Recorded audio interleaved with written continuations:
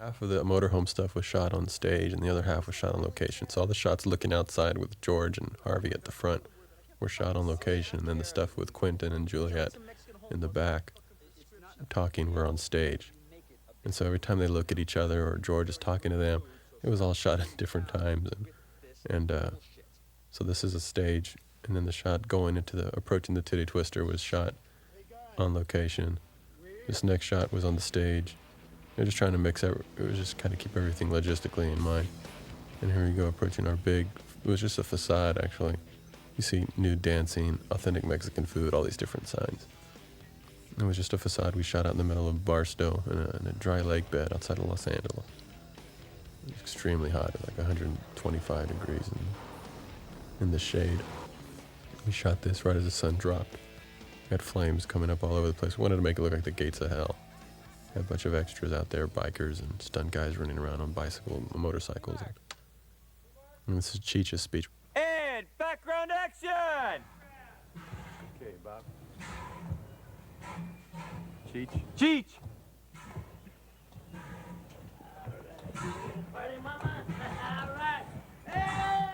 And I wanted to shoot it all in one take like this, just pushing in on him and let him go through the whole list. This is the 5th take. We did 5 takes. I thought he would burn his voice out. And he got it the first take, but we went ahead and did 5. I kept the 5th take because he makes one up. He says, chicken pussy. Velvet pussy, nalga high pussy, even got horse pussy, dog pussy, chicken pussy, come on, you want pussy? Come on in, pussy. You can hear that he's just like making it up because he just threw a couple of extra ones in there because he would sometimes forget the order. Some action for George. George is his way to do some action. I kept promising him action. He had seen Desperado, and he said he wanted to do some action. And so we just, whenever there's opportunity, we had him beat somebody up. This is great. We had a pad on Cheech. Didn't help. Quentin was missing it. He was really kicking the hell out of Cheech there. So if he does it one more time, I'm going to beat him up. The sheer volume of work that was done each single day. I mean, we had to make up, 15 dancers and stuntmen every single day. We had a crew of like 10 people, and it was literally an assembly line. We had our major characters, we had Cheech. I suck. And Danny Trejo. Then Big Emilio. And a bunch of the featured vampire girls. But I'll tell you, when we get into the subsequent battles, you'll see that too. There's our hero close-up vampire makeups, and then there's our subsequent background makeups. But just the sheer volume of every day, like, I literally would stand as close to you as I could on set and say, okay, what's the next shot?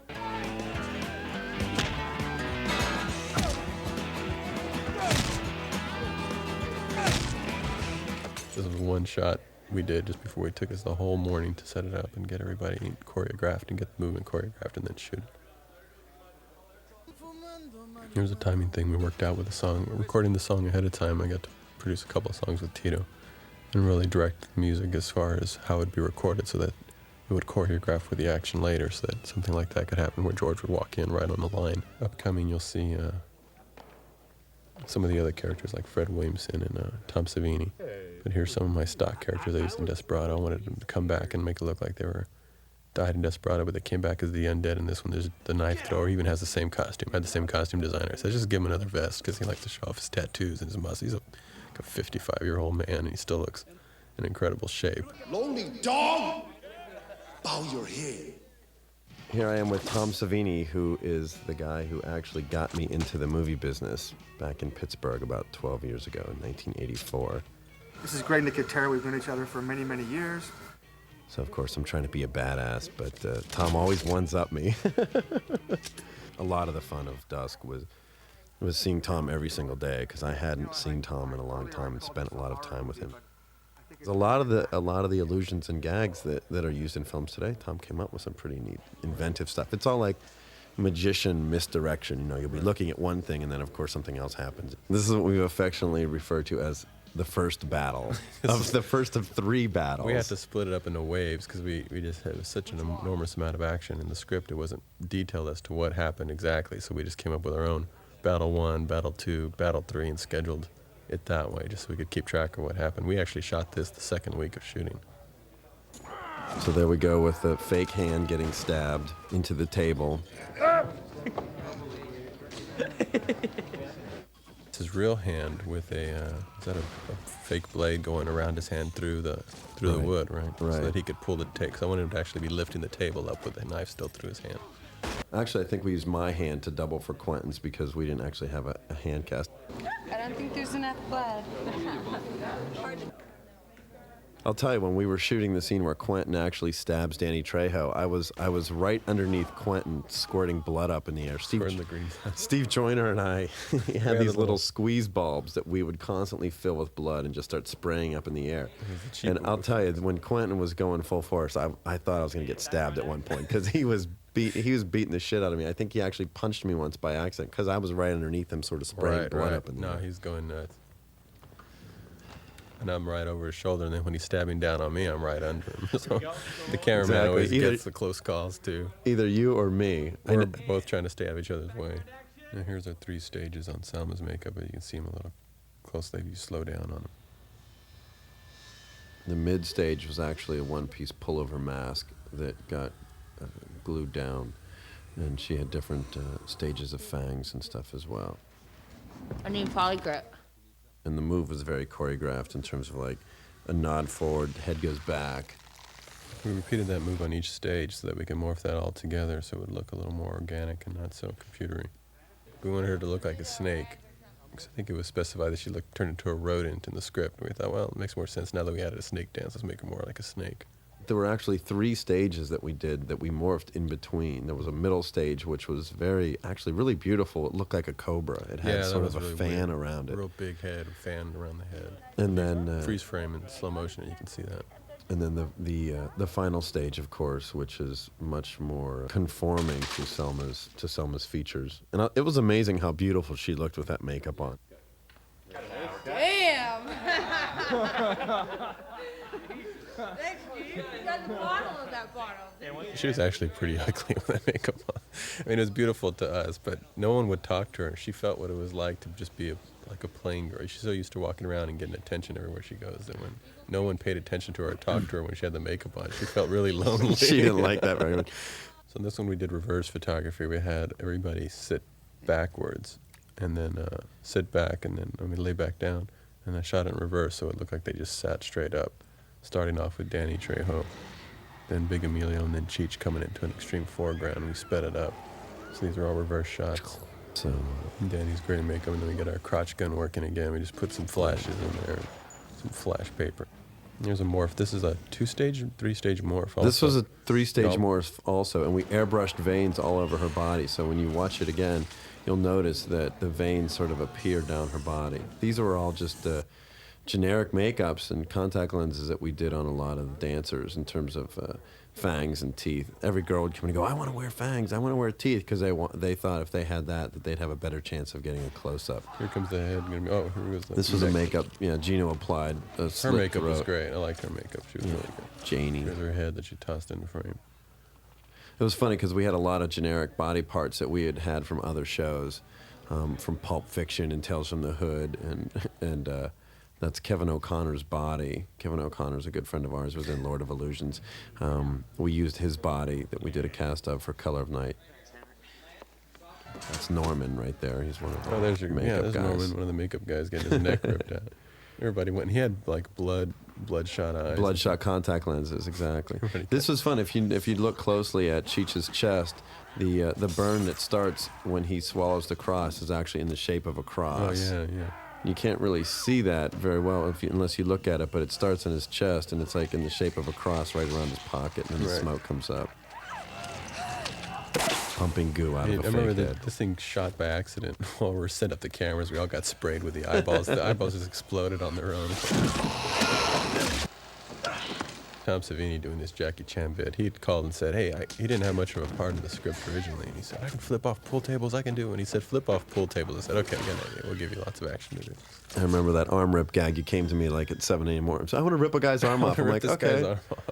I mean, that's the way a lot of the shoot was. A lot of the shoot was we'd come in the morning, and Robert would come up with these ideas, and we'd run into the room, and we'd rig it up, and then we'd come back out on set, and we'd go, okay. This was one gag that we had talked about a lot, which is when Danny's meltdown, in terms of the eyeballs rolling into the corners. Yeah. This was something that it took them so long to get right. This was a big motion control shot where the camera actually dollies back while the body is melting. So it looks funky, but you have to notice that we're dollying back as we're replacing different pieces. So his body actually gets smaller. His eyeballs go into each corner pocket there. And there's a little I sound got effect. that shot literally the day before we started making prints for this. I mean, it was really down to the wire. That and the Fred Williamson meltdown. I mean, we're really scrambling because we pulled the release date up, and I was like, oh man, I had him redo the shot at the last second. That stuff happens on big Hollywood movies, but even on our little budget movie, it happened to us.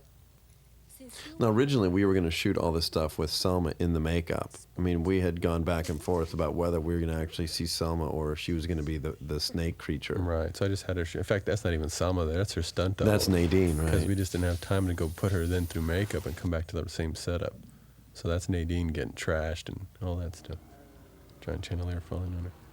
And then the other discussion was, would she go from the snake to Selma to a puddle of goo? Right. But we actually and you can see the smoke and the flame elements over top of all that too, which is A really lot of nice. elements. The more elements, I guess, the better. We just laid down some goo with some, what was it, dry ice. Here's Howard right here. Getting his head here's ripped, Howard again. Howard twisted gets his right head there. twisted, and he'll come back later. Yo, monkey man. Actually, it was fun because we did, each of us got our own death. We made a fake head of Bob Kurtzman, but he was directing a movie, so he wasn't actually able to be on set for the project. But we I think we rolled the head around set a little bit. But same with Howard. We had a fake head of Howard. Yeah. Monkey Man. The script really allowed for so much action to take place. It would just literally say, all hell breaks loose, or something like that. And we'd have to come up with what all that meant. And I knew we had to stage something to give people, especially those who wanted to see horror or horror action. Now, when I thought we were going to do this movie all in this one place and we'd be shooting there 5 weeks, I thought it was going to be horrible. I thought we'd be sticky. The whole place would be sticky. But we're really good about it. Here's the heart effect. Yeah, and that's actually Jason's heart from Friday Jason's the heart from 13th. Friday the 13th, really? Yeah. This is the gag we came up with on the set because he was just supposed to karate chop Big Emilio there, and instead I wanted him to pull his heart out. And then you came up to me and said, well, you know, he wouldn't be dead because the heart would still be alive. That's right. But we'll get Tom to put a pencil in it. So we were blowing, we had little tubes. You had little tubes, and you're blowing air into the Right. heart to make it pump. This is the Wild Bunch standoff. The Wild Bunch standoff, which we're all excited about. A lot of the meltdowns and a lot of the visual effects, the way that we accomplished them was by shooting separate elements of things. We'd put the actor in there and shoot an element. Then we'd take them out and we'd put a deadite in there. And we'd shoot that element. And then we'd put colored goo. We used methicil and mixed it with food coloring in different colors. And then we would have different colors of liquid that we would actually pump outward in the shape of the body. So when all those were all morphed together, it looked like it went from human being down to this puddle of goo. And then they added flame elements and smoke elements and other stuff on top of all that. Hey, there's your little tubie squeezing again. Your little Right. blood, just lots of green blood flying out. We didn't think we'd get away with that, but I guess because it was green, the MPA let it go. Well, it's the same thing on Evil Dead 2. When we worked on Evil Dead 2 with Sam Raimi a long time ago, and that was the thinking was, if it's not red, then it's not necessarily as disgusting to viewers. What did y'all use for some of that goo? These things melt down into the most horrible things. What is it? Just different colored methicil that we all mixed Really? together and made little Like swirly mucus and puddles and stuff. Yeah. So this is end of battle number 1. That was the end of Battle 1, which is a doozy. I mean, we had a bunch of stuff, and that took a while to shoot. We That shot, was- I think, just like the first wave of the women coming down and killing everybody, that we took like a whole day shooting all that stuff, all the stunts, and getting each little piece of business. And here was going to the band to blow up. There's no rock and roll ending. I just remember the day you came, okay, we're going to blow up the band. I'm like, what do you mean? It's like, well, no, they're just going to blow up. I was like, how are they going to blow up? No, trust me, it'll be cool. Dress it in.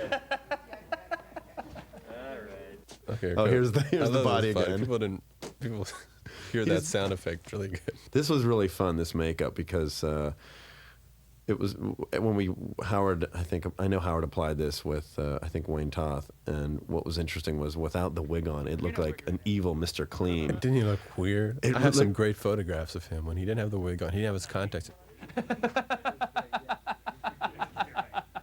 Because Quentin, he didn't want to put the contacts in because he thought they're really painful and a pain in the ass. But he has the blackest eyes, Quentin does, and they look lifeless, completely lifeless with that makeup on. So we had to put something in there to lighten up his eyes. Squeeze like a pig.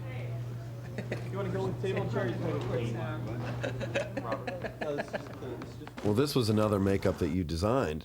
You came to us with some concepts of I wanted sort his of jaw to jut out more than it does, and then his, kind of his brow to be big. It just kind of almost like an exaggerated version of himself. He's mean looking though.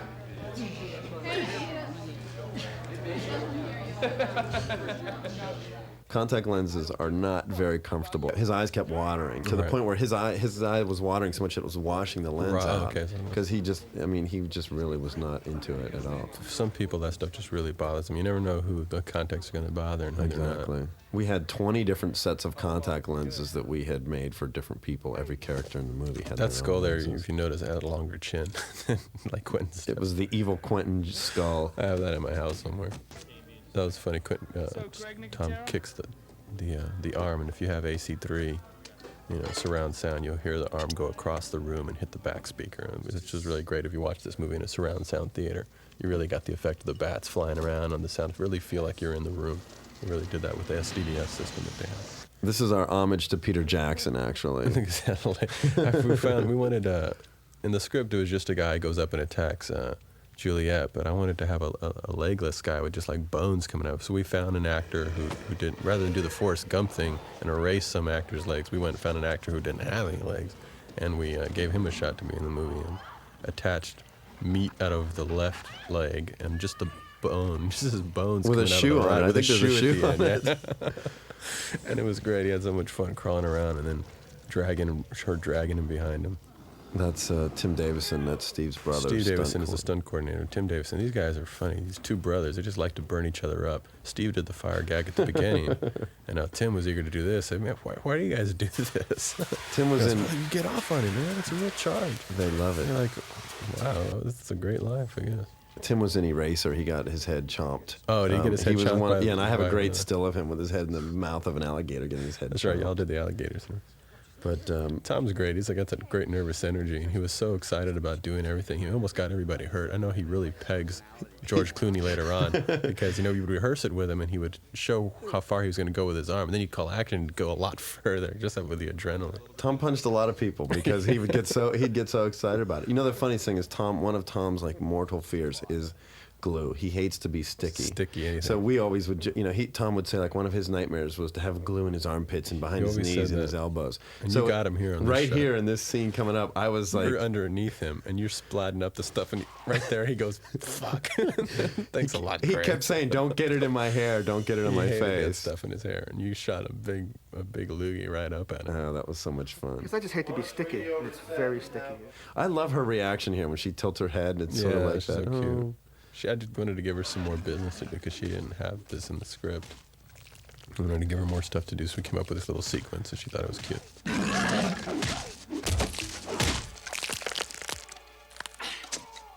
Script, it has such a great Vietnam speech for Fred, but then it cuts away to Tom's character, and I thought, well, it's got to be a really great makeup and something going on with Tom to make you want to cut away from Fred. So I wanted two good things going on at once. So we really thought about that for a while, came up with the stages of first the tooth appearing and then him trying to hide the fact that he's changing. And it worked great with Tom because Tom's having so much fun as a vampire killer. He doesn't want to turn into a vampire. Right. He wants to keep doing the adventure. Well, here's when you start seeing it right there, because Tom sort of moves off from the main group, and you know Right. that we're in big trouble. So we did different stages of teeth. Tom actually had a little more elaborate of a makeup than most of the characters, because he actually had finger extensions. Right. So And, he had finger extensions, and then we had to match all of this on a blue screen set. So this was kind of tough to get. I think we shot this first, the live action of him changing, and then went over to the blue screen to do the parts with the hands morphing into longer hands and all that. And that was a lot of fun. I mean, we storyboarded a lot of this stuff, too. There was actually No, with another, this we storyboarded, pretty. there was actually another shot that we were thinking about doing, which was with his hands behind him, and we were thinking about maybe doing some weird wing things. Exactly. His arms were going to be growing behind him. It was going to be a shot from behind him, but we decided just to do it with sound effects. You just hear him, his bones changing and crunching. And that's one of the things about a lot of morph shots that you see is that morphs always seem very fluid. But the sound effects in this movie really make a huge difference in terms of you hear bones snapping and crunching. And I think a lot of problems with some morphs in some certain films is they just kind of go, blue. Yeah. You know, you don't really get any impression that bones are changing shape or moving. Because originally the original morphs were like T2, which were supposed to be very fluid. Right. It wasn't really, people changing state. So here we go with Tom's first finger moves. Oh, and this first his tooth. So it was just like a cap you put over his tooth, right? Right. Yeah, all the dentures for all the lead actors were all caps. We used most of their real teeth. For a lot of the background vampires and a lot of the vampire girls, we had sort of veneers that went over and snapped on, and they all had their own sets of dentures and contact lenses.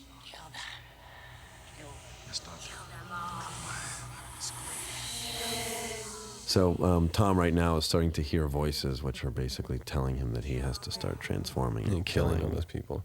I love Tom's whole fight sequence. Turns out to be like the best action scene, I think, in this. He just like beats everyone up. And that was in the script. It just said Tom just like starts beating everybody up. So I thought, oh, let's go all out and have people fly across the room and have him just be a really vicious killer, because he's the best vampire killer of the group, and now he's against them. See, now he's feeling it with his tongue, and then he touches it, and he looks down at his fingers. Tom's a really funny guy. He's great at like physical comedy too. So he's got finger extensions and back of the hand prosthetics on. Ooh. And then you hear the bones crushing. I had him hold his breath for this shot to make it look like he's like holding all the activity that's going on in his body. He's really great. Now, a lot of the bites, what we did too is we would have the actors actually fill their mouths with fake blood. So when they would bite, they could just sort of let the blood flow out. And you see it a lot later. You don't really see it as much in this one. Right. But when he bites Harvey on the arm. This was really great. This was Tom's idea. He says, well, how about I come up behind? Because I wanted him to come up behind him somehow. But Tom came up with the idea of using his fingers like Spider, and that's just a great idea. The audience just creeps out when they see that. That's a creepy shot. Tom is just a creepy guy. He comes up with the best creepy stuff. What's it like seeing your dad in this kind of makeup? Well, he looks like exactly what he looks like when he gets out of the bed in the morning. Oh. This finger extensions, you can see certain times, like right there, if you freeze frame it, the fingers sort of bent sideways. Yeah, You're kind of like, oops. That always happens. Some of those kind of damn, this finger. But he was really throwing George around. He was so hyper.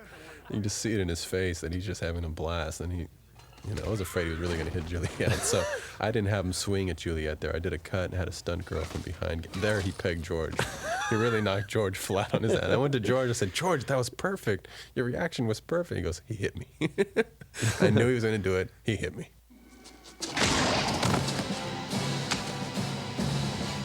I think he really hit the kid there, too. Okay, and then we have Fred Williamson's makeup, which is great. I love really, makeup. we really liked the design. Shannon did a great job designing this. Norman sculpted it. Quentin's talking about how he's just the vampire 2 seconds and he's already the king of the vampires. King of the vampires. He's like, go that way. All CG bats coming in from, who did our bat effects? VFX. Yeah. Those are the king bat guys. And now here's a weird cut. Suddenly the vampire bat's huge. He's got a different head. And we're going to have some of those things flying in with the bats, but computer-wise, they just didn't look very good. So we kept them out, and I said, well, I'd rather have the continuity error than have these big, globby computer blobs flying around. This is a great example of good sound effects, because you have the bats flying around, and you hear that. Yeah, then you hear them changing, and you hear them crackling. And then you hear that. It's all like the Thing transformation, stuff from John Carpenter's The Thing, all those like weird sound effects and stuff. So we did like this was shot on location. We added the bats later, but we had to do like a dissolve right here so that they didn't have to scan all this entire shot into the computer because it was going to be too expensive. So somewhere in there was a dissolve away from the computer to this. And then we actually had. Now This was a composite. Yeah, we only had like about 9 of these monsters. I think we had like 12. 12 at the most, but the other ones that were, I think 9 real ones, and then some of them that were just like heads with body makeup and people wearing shorts. And right. So we just re-photographed them against a blue screen to multiply them. But if you look closely, there's only a few guys. You'll see the same ones. There's a guy named Walter Phelan. That guy right there. I use a lot. We had 4 featured guys that were in these suits. We had Michael McKay, who was the guy in 7, who was actually on the bed and had his hand chopped off. Walter Phelan, Josh Patton. All these guys were guys that had really, really good body size and body shape to wear suits. A lot of times when we're doing prosthetics. We don't want to build them up. If you took like a really muscular guy and built foam latex prosthetics on him, he would just be bulkier. So we hired actors that were really, really skinny and had very specific body type. Right. And also, I think those guys, a couple of those guys had also been in Tales from the Crypt, Demon Knight. Fucking vampires! I'm gonna kill every last one of you godless fucking pieces of shit! We actually hired them for that reason, because they were performers and had a good body size. Yeah, and they knew how to move in the monster. Because you just, hire extras like you do sometimes in these kind of low-budget movies. They don't get into it. They don't know what they're supposed to do. They just stand around. If you're not acting the part, you have to really act the part. It doesn't sell it at all. Even for the hall shot, we just try to really stack it. We did a forced perspective build on this hallway to make it look like it's longer than it is. And that helped actually hide the fact that we didn't have that many monsters in the hallway. It made it look like they went on endlessly. So that was a good thing. That was amazing. You can tell there's like 8 or 9 monsters in this hallway, but Right. because of the forced perspective, it helps tighten it up a little bit. We had a bunch of puppets that were interspersed. Yeah, we had a few in there puppets too. in there too. You see them in some of the shots sweeping across them because we wanted to make it look like there's a lot of. You see the puppets back there. Make it look like there's a lot of monsters, but there just isn't. And we shot all those blue screen too, individual elements. Right. And then so when they were able to add them in, actually this first. We also went to more of a flame light. I was holding up, flame bars to light this scene, so it looked different from the other scenes, and you could disguise a little more. You couldn't see as far. There's less depth of field. I think a lot of the final battle too was when we went back in. Remember, you guys went out to the desert and Yeah. shot stuff, and then we came back and But shot like 2 more days. and shot a lot of the final battle and the rat stuff. Yeah, we weren't sure if we were gonna do the rat yet because that meant we would have had to add an extra day to the shoot and make it a 50-day shoot. Say hello. My little friend.